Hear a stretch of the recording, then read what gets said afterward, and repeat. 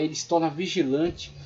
Somente assim a gente pode evitar a ascensão de um governo totalitário, um governo sanguinário, um governo injusto, um governo corrupto que destrua a máquina pública, causando dano a todos, que aí vai faltar para todos. Aí quando o hospital do bairro não funciona, não tem os aparelhos, não tem médico, não é só o cristão que se prejudica, são todos, são o espírita, o macumbeiro, o satanista, todos que precisam usar aquela instituição, né, que precisam usar aquele serviço e não tem disponível. É uma coisa que vai afetar todos, não vai afetar só um ou outro. Então temos que ter essa noção coletiva e essa noção, tá certo, de justiça. Essa noção de justiça é fundamental. Pois do Senhor é o reino, ele governa as nações. Salmo 22, 28. Do Senhor é o reino, ele governa as nações. Coisa maravilhosa, né? Deus não está ausente dessas questões. Deus olha sim para essas questões, ele examina sim, ele participa, inclusive trará juízo sobre toda impiedade, sobre toda injustiça, sobre toda corrupção. O Senhor trará juízo e o Senhor de fato interage na história para mudar quadros e situações que são prejudiciais para todo o coletivo da sociedade. Então Deus de fato ele vai interagir na história. Uma coisa que precisamos entender é que haverá o tempo que Deus governará com vara de ferro. Haverá o tempo que o Senhor Jesus governará efetivamente, em que a vontade perfeita de Deus será realizada. Estamos num período ainda em que observamos Deus dar liberdade de ação. Então as pessoas ainda têm liberdade de ação. Então Deus está lhe dando essa liberdade para que eles possam, dentro da sua ação, vir um arrependimento, vir uma reconciliação, mudar sua forma de ação, né? Olhar para a justiça divina como referencial, ser justo, ser misericordioso.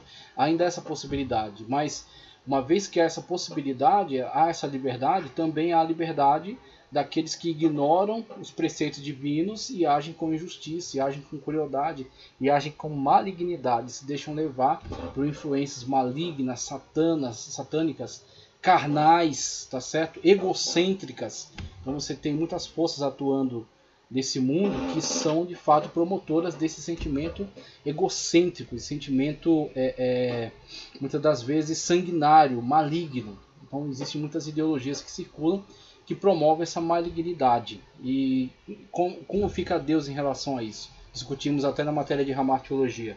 Deus tem sim o governo da história, Deus tem sim o domínio da situação. Agora temos que entender que Deus não está agindo sob a nossa cartilha. Deus não está agindo sob o nosso agendamento. É Deus que determina o tempo para todas as coisas. Então Deus está dando tempo de liberdade de ação, inclusive para até aquele que quer utilizar a sua liberdade de uma forma errônea. Se não há liberdade para errar, se não há liberdade para desobedecer, não há liberdade. Então, liberdade só para fazer o bem não é liberdade, são autômatos, então, são robôs, são marionetes. Deus não criou marionetes, Deus criou seres humanos com liberdade, com capacidade volitiva. Então, eles agem de acordo com a sua liberdade fornecida, né, que foi arrancado, foi imposto a Deus. Deus, na sua soberania, concedeu essa liberdade. E essa liberdade vai resultar, tá certo, em um juízo da parte de Deus. Ou em perdão e reconciliação por meio de Cristo, o que nos livra do juízo, porque o juízo caiu sobre ele. Aí ele é o nosso redentor, é o nosso remidor, nosso justificador, tá? Mas para aqueles que não foram lavados e remidos pelo sangue do Cordeiro e não agem no referencial de justiça que ele é para nós, serão submetidos ao juízo divino, que está descrito conforme os textos sagrados em Apocalipse no trono branco, quando Deus trará à memória todas as ações dos homens e pesará e julgará e lhes dará conforme as suas ações. Então todas as atitudes de injustiça, de corrupção, de maldade, de malignidade, atitudes sanguinárias, tá certo? Atrocidades que foram feitas, nada passará impune, tudo será julgado, só que será julgado no tempo de Deus, não é no meu tempo. Ah, Senhor, está demorando. Ah, Senhor, onde está o Senhor? O Senhor está no mesmo lugar, assentado no alto e sublime trono, governando todas as coisas. Só que Deus determina para si mesmo o tempo do juízo. Então, quando chegar o tempo de Deus, não o meu, o tempo Kairos, não o tempo Cronos, o tempo Cronos no qual todos nós somos submetidos, o tempo cronológico, o relógio que constantemente passa. O tempo Kairos diz respeito ao momento de Deus, o tempo oportuno, o tempo que Deus entende ser o momento certo. Quando ele bateu o martelo e disse, agora é juízo. Não há mais tempo para misericórdia, não há mais tempo para graça, não há mais tempo para arrependimento, não há mais tempo para voltar atrás. Agora é juízo. Então Deus vai trazer juízo sobre todas as ações. Então vemos aí o governo de Deus, sim, sobre toda a história. Deus governa. Deus inclusive interfere na história. Em muitas situações Deus leva governos à ruína. Deus permite que outros governos se levantem. Esses governos se levantam, seguem bem, daqui a pouco se tornam ímpios. E Deus vai e promove o levante de outro governo para que possa sanar aquela situação. Deus governa assim a história, pois do Senhor é o reino, Ele governa as nações. Isso é verdade de acordo com a palavra de Deus. Outros textos que nos falam acerca de governo. Provérbios 29, 2. Quando os justos florescem, se multiplicam, a justiça, promova a justiça, seja justo, tá certo? Seja honesto, promova a honestidade, combata a injustiça em todos os meios, desde o seu filho que veio com lápis para casa e você não sabe de quem é, e você vai ensiná-lo agora o que é não pegar aquilo que não lhe pertence. Aí você está curando ele de ser futuramente um bandido, assaltar um pai de família, dar um tiro na cabeça de uma mãe de família, de um pai de família, e deixar crianças órfãs e mulher viúva ou homem viúvo, tá certo? Isso teve uma raiz, e a raiz muitas das vezes você teve a oportunidade de cortar e não cortou. Então quando a pessoa chegou em casa, de quem é esse carrinho, de quem é essa boneca, de quem é esse lápis, de quem é essa borracha? Ah, mas é só uma borracha. Não é a borracha em si, não é o valor do objeto em si, é a ação. Então ali houve uma oportunidade de ensinamento que ia curar alguém ao longo de sua história, ou não é aproveitado e segue então essa ação que vai ser fortalecida ao longo da sua história, podendo resultar então num desfecho desses, né? Uma pessoa que vai se tornar um criminoso, podendo possivelmente e infelizmente chegar até Brasília e assaltar não somente uma pessoa, mas assaltar toda uma nação, roubar toda uma nação, desviando dinheiro, tá certo? E esse dinheiro desviado causando um problema coletivo, um problema para toda a sociedade. Então você tem aí essas situações que não começam grande como se apresentam, começam pequenas. E então compete sim ao cidadão, compete sim à cidadã a promoção dessa justiça. Quando os justos florescem, o povo se alegra. Então você tem sociedades que são muito diferentes da nossa, que tem uma matriz protestante, tem uma matriz cristã de modo geral, e que promovem o respeito ao próximo, a justiça, tá certo? A misericórdia, né? Atitudes honestas, justas, não tomar aquilo que é do outro. Existem países onde não há cobrador no ônibus, a pessoa entra e antes de descer ela paga a sua passagem sem necessidade de alguém estar fiscalizando. Por quê? Cultura.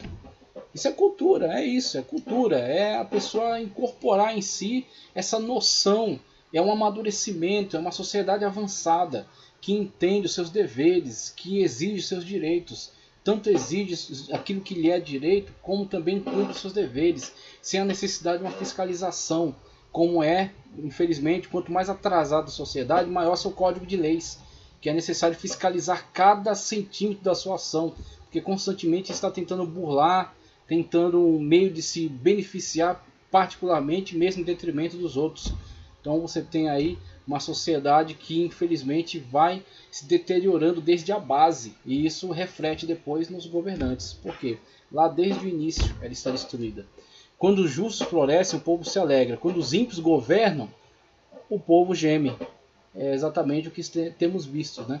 O gemido, o desespero, a desgraça, a perda de vidas preciosas, né? A perda de a destruição de famílias, destruição da sociedade como um todo. Por quê? Toda essa injustiça sistêmica. Não é injustiça só, não, porque lá na hora de assinar o contrato, ou lá na hora de votar certas leis, ou lá na hora de analisar certa sentença. Não é só lá, não é lá que começa. Começa aí embaixo, começa na base. tá certo? Então você tem uma injustiça sistêmica que começa na base e vai se estendendo, chegando até que esses que estão cauterizados tenham a sua consciência cauterizada em relação às suas injustiças, aos seus crimes. A sua consciência está tão cauterizada, isso para ele é tão comum, é tão natural, ele se tornou uma pessoa tão devassa, tão ímpia, tá certo? Tão criminosa, quase que um psicopata mesmo, que quando este ou esta sentam na cadeira do poder, todas aquelas ações para eles são naturais, são normais. Roubar ou roubar 1 milhão de pessoas, para ele é a mesma coisa, porque é sempre roubar. É uma atitude que ele incorporou no seu estilo de vida. Para ele é normal, é natural. Ele não sente nem vergonha. Muitos desejam os favores do governante, mas é do Senhor que procede a justiça. Muitos desejam os favores do governante, mas é do Senhor que procede a justiça. Provérbios 29, 26. Então você tem a situação indicada já nos livros de sabedoria, do mal, tá certo? Do mal, que é essa cobiça pelo favor, essa cobiça pelo favorecimento privado, tá certo? Em detrimento do coletivo. Quando alguns dão presentes, bajulam, tá certo? Aí você tem toda uma demagogia que toma conta da política nesses períodos de eleição. Você ouve discursos que você chega a quase vomitar de tanta demagogia que está presente ali. E a demagogia é o defeito da democracia. A democracia é quando o poder emana do povo, o povo elege seus representantes, mas por outro lado, aquele que quer se fazer o seu representante exerce sobre eles a chamada demagogia, que é comprometer-se com pautas que ele sabe que nunca serão realizadas, prometer aquilo que nunca será feito. Então ele é um demagogo, está tentando ganhar o favorecimento da multidão através de falsas promessas. Então você tinha, na época da polis, né, das discussões na Ágora, que é a praça central, né, da polis, da cidade, onde se exercia política, cidadãos gregos livres se reuniam para votar o destino da cidade. Aqueles que estavam pleiteando o poder discursavam, muitos eram terrivelmente demagogos, e essa demagogia muitas das vezes era fortalecida por uma boa retórica ensinada pelos sofistas. Então você tinha os sofistas que em muitos casos eram grandes instrumentalizadores desse discurso, dessa retórica muito bem feita, para enlaçar o povo nessa demagogia, prometendo algo que nunca seria realizado, nunca seria entregue, mas que angariar para si, tá certo? O poder. Ele ia chegar ao poder. Todo o seu objetivo é o poder. E aí cumpre-se aquela máxima, né? Os fins justificam os meios, como diz o outro, né? Então você tem essa situação, de fato, um mal sistêmico, né? Um mal que está presente já, é um defeito, né, desse sistema. Então é um sistema humano, obviamente terá defeitos. Então os defeitos precisam ser evitados. Para isso tem que ser conhecidos. Então você preste bem atenção. A pessoa começa a discursar as promessas descabidas, né, assim, destruindo completamente todas as gestões que vieram antes dele, como se ele tivesse o poder de ser superior a todos os demais. Então, promessas extraordinárias. Aí você já olha para isso e entenda que você está sendo enganado. Preste atenção, você está sendo enganado. Então você tem que tomar muito cuidado e ver aquilo que de fato faz sentido, é racional, está dentro do possível, tá, ok? Para que você possa estar lidando com alguém que não está brincando com você, não está brincando com o seu voto, né? Que de fato respeita a sua inteligência e não está usando você como massa de manobra. Então tem muitas pessoas que parecem que gostam de ser massa de manobra, de ser gado mesmo, de ser gado, ser colocado num curral e ser direcionado para onde certas lideranças querem. Então não aceite ser gado. Olhe para esses discursos, essas propostas, veja aquilo que faz sentido, né? E se a pessoa tem um histórico na política, melhor ainda, que você pode analisar se aquilo é coerente com aquilo que ele já tem exercido, e aí você pode então votar de forma mais consciente. Sem essa noção que infelizmente a gente vê presente em muitas pessoas, você tem muitas das vezes pessoas que se deixam vender por promessas mirabolantes, tá certo? Falsos messias que surgem aí, falsos libertadores. Os grandes ditadores chegaram ao poder, chegaram com grandes promessas, viu? Então Hitler, essa galera aí, o Lenin, quando começou os grandes discursos da revolução e tudo mais, Mao Tse Tung, tá certo? Toda essa galera tinha discursos com promessas extraordinárias, mirabolantes. Aí quando você, na continuidade histórica, você viu algo que completamente contrastante, completamente distorcido em relação àquilo que foi prometido, aquilo que foi anunciado. Então você tinha ali o demagogo, e muitas das vezes as pessoas deixam levar por isso. Elas querem não uma solução que exija sua participação e sua fiscalização. Eles querem que alguém lhes dê tudo pronto. Então, quando você tem um povo preguiçoso, um povo acomodado, um povo idiotizado, o idiotez, aquele que não participa da política, aquele que se deixa guiar pelos outros, que não tem as rédeas da decisão na sua mão, você tem um verdadeiro idiota político, né? Então, quando você olha para uma situação de um povo assim, você tem todas o ambiente favorável para o surgimento desses tiranos, tá certo? Que eles querem alguém que diga, olha, pode deixar na minha mão que eu vou resolver tudo, vai virar aqui, né, o reino o milênio na Terra, né? Por quê? Porque eu vou fazer, eu vou acontecer, eu vou resolver. Pronto, você tem aí, né, o discurso do tirano, o discurso daquele que quer se apoderar, não vai entregar aquilo que está prometendo, mas vai se apropriar do poder para suas próprias demandas, para atender ao pequeno grupo ao qual ele presta, né, sua continência, ao qual ele deve ali a sua candidatura, tá certo? Com o qual se comprometeu e ganha toda a massa, né, nesse discurso, fazendo eles de massa de manobra para atender aos interesses desse grupo em particular. Então você tem alguém que nunca foi honesto, não está comprometido com o bem da coletividade, não está comprometido com o bem comum. Você tem aqueles que estão atrás de favores, né? Ele mesmo julga o mundo com justiça, governa os povos com retidão. Salmos 9 e 8. Muitos adulam o governante, e todos são amigos do que dá presentes. O sábio de Provérbios já observava isso, né? Há tanto tempo atrás. Muitos adulam o governante, e todos são amigos de quem dá presentes. Não se venda. Não se venda. Não se venda por promessas falsas. Não se venda por certos benefícios. Porque vai beneficiar esse grupo com certas coisas. Não se venda por isso.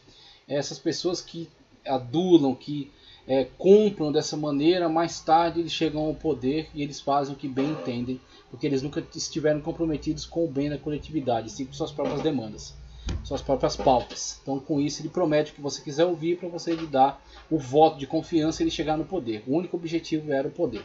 Era o poder pelo poder. Quando chega lá, os amigos do rei são extremamente beneficiados e aos demais, tá certo? Nada. Ele os governará com cetro de ferro e os despedaçará e as despedaçará a um vaso de barro, tá certo?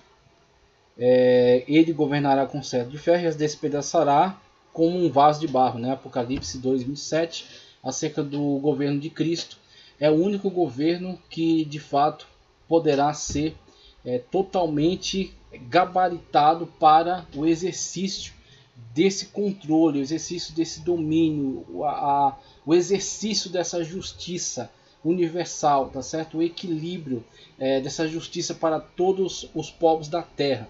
Então, tudo isso que muitas das vezes as pessoas querem trazer, querem arrastar, tá certo? Para o seu próprio governo e se qualificar como aqueles que vão trazer a grande revolução para o mundo, aqueles que vão mudar todas as coisas e vai ser um paraíso na terra.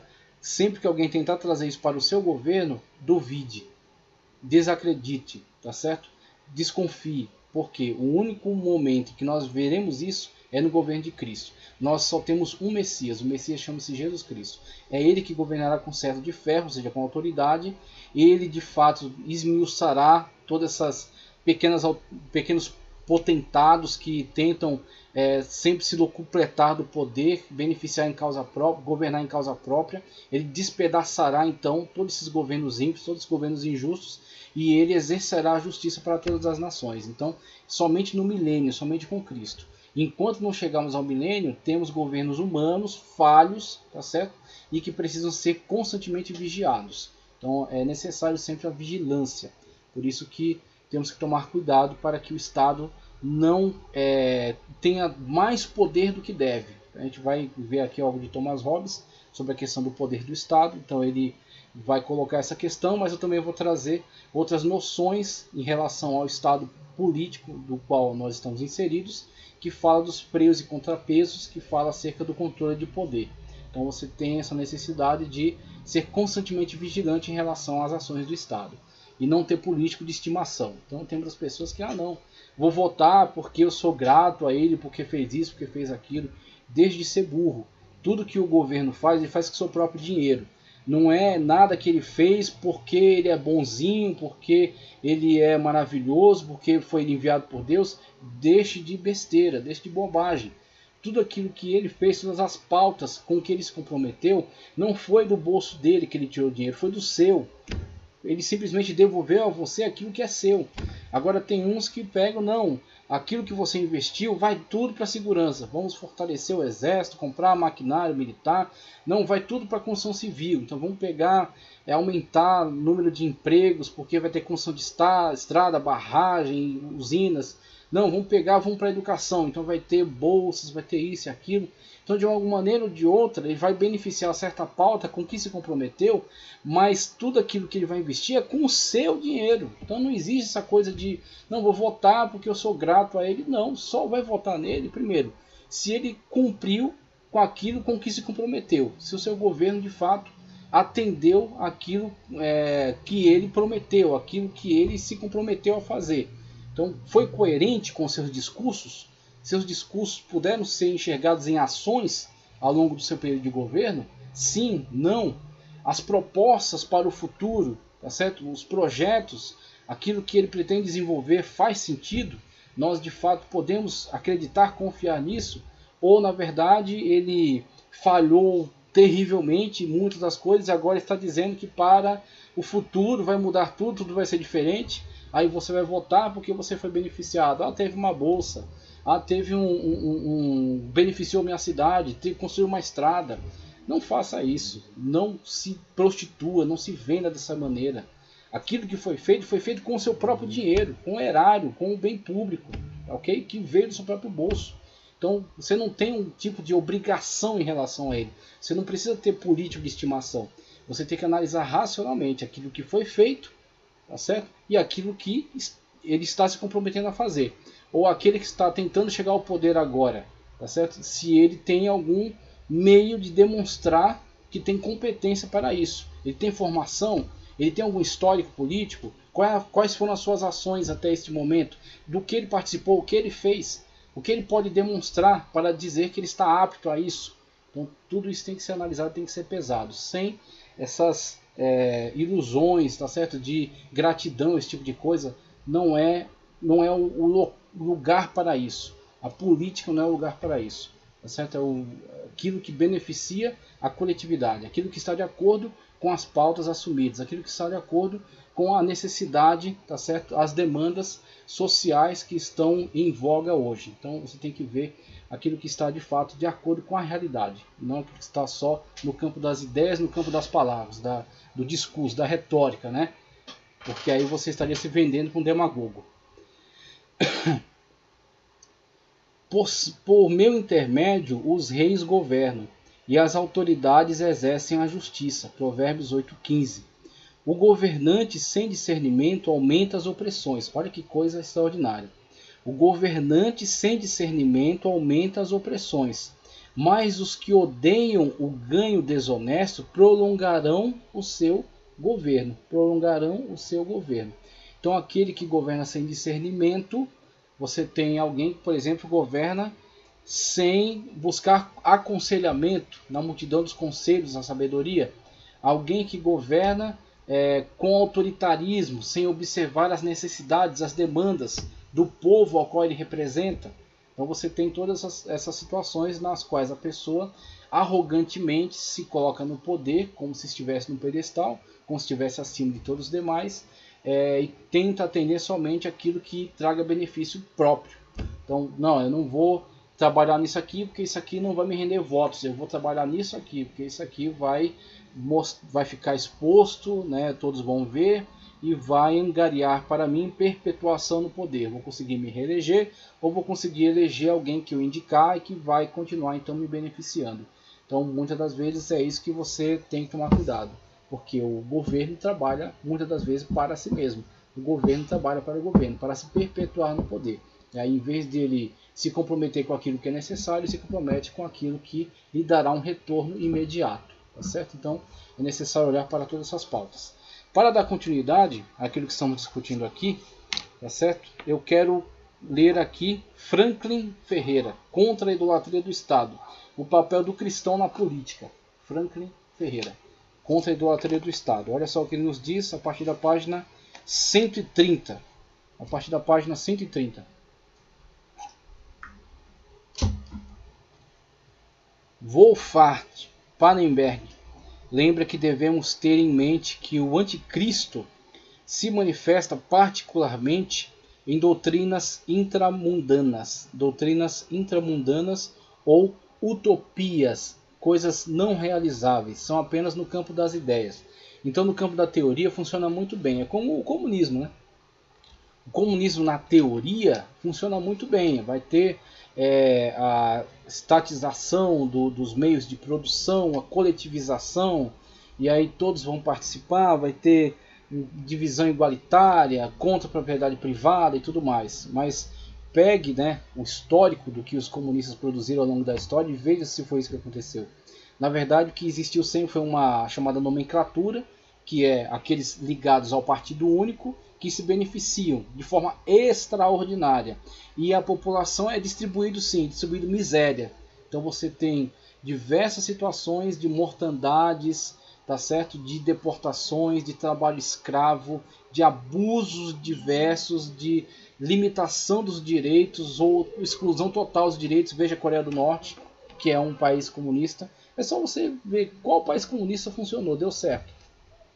Para um país que se diz comunista funcionar, ele tem que se tornar capitalista na maior parte da sua ação, para que ele possa gerar, tá certo? A partir daí, algum tipo de riqueza, mas mantendo somente na esfera política o comunismo. Então você tem, muitas das vezes, eles chegam ao poder com uma utopia, né, de uma divisão igualitária de tudo, o que na verdade, quando se concretiza, é um meio de extorsão, um meio de desapropriação, tá certo? Um meio de dominação total, né, de tirania que se impõe sobre todas as pessoas, levando à mortandade de milhões. Então você tem aí milhões de pessoas que morreram sob todos esses governos com ideias utópicas, ideias revolucionárias e libertadoras. E quando você vai ver no final das contas, são utopias malignas. Então, intramundanas, utópicas, de redenção e salvação, às quais as pessoas das sociedades modernas são expostas. Na escatologia das utopias intramundanas explicitaram-se, pois as consequências do aproveitamento funcionalista dos indivíduos, particularmente no caso do marxismo, pelo fato de a felicidade dos agora vivos ser sacrificada sem escrúpulo em nome do pretenso alvo da humanidade, em que apenas os indivíduos da geração então vivente para o futuro, né, poderiam participar deste milênio secularizado, milênio realizado politicamente, né, a proposta. E o contraste entre essa utopia e a esperança ensinada pela fé cristã é claramente estabelecido. E essa utopia promete, olha, no futuro todos terão uma vida igualitária, justa, todos gozarão, participarão desses benefícios. E esse futuro nunca chega. Esse futuro nunca chegou, tá certo? Nunca foi alcançado. Onde está? Onde foi realizado? Onde foi vivido isso? Você não tem. Você tem uma distribuição de miséria, de destruição, de perseguição. É isso que você vê constantemente. A utopia é uma cenoura que alguém pendura na frente do burro, para que o burro continue andando sempre em busca da cenoura prometida. E essa cenoura nunca é alcançada. Então é uma utopia. Tá certo? Então você tem isso que é jogado sempre para o futuro. Não, aceite as privações, aceite a desapropriação, aceite a perda de propriedade privada, aceite a perda de terras, aceite essa limitação, tá certo? Aceite essa escassez, porque no futuro você vai ter isso. E isso nunca é alcançado, né? Então é a cenoura perseguida pelo burro, é uma utopia. Em toda escatologia intramundana, como o marxismo, a consumação supostamente geral tem de ser buscada e afirmada à custa dos indivíduos, em que os indivíduos de gerações passadas não participarão da concretização futura de sua destinação. Essa é a estrutura anticristã da escatologia intramundana. Em contrapartida, a escatologia cristã preserva o vínculo indissolúvel de destinação individual e geral da humanidade, através da glorificação dos indivíduos de mãos dadas com a glorificação do Pai e do Filho por eles. Se concretizará o reino de Deus e será não apenas consumada, mas também aceita em geral a justificação de Deus perante os sofrimentos do mundo. Então você tem as situações nas quais o cristão, já na atualidade, vive sim, e aí nós temos um único meio no qual se vive a possibilidade de um compartilhamento, tá certo, de bens, não por imposição de um Estado, não por desapropriações forçadas de uma polícia do Estado, de uma força armada, de um braço estatal, e sim do amor ao próximo, da misericórdia, da benignidade, da bondade, que faz com que os cristãos assumam assim como família em Cristo Jesus, nascidos de novo na pessoa bendita de Cristo, feitos filhos de Deus e compartilhando tudo entre si. E aí você vê a igreja de Atos dos Apóstolos, nas quais a ninguém faltava, mas aquele que tinha bens compartilhava não por ser imposto, por ser forçado, mas por ser constrangido pelo amor de Deus que estava nele. Uma vez que ele sentiu o amor de Cristo estava nele, e isso o impulsionava uma ação que partia dele, ele assim compartilhava. Então não é um bem para o futuro. O bem para o futuro é o reino de Deus, como Cristo disse: aquele que deixou pai, mãe, irmão, irmã, bens, tudo, receberá nessa vida 100 vezes mais e ainda a vida eterna. Então você tem 100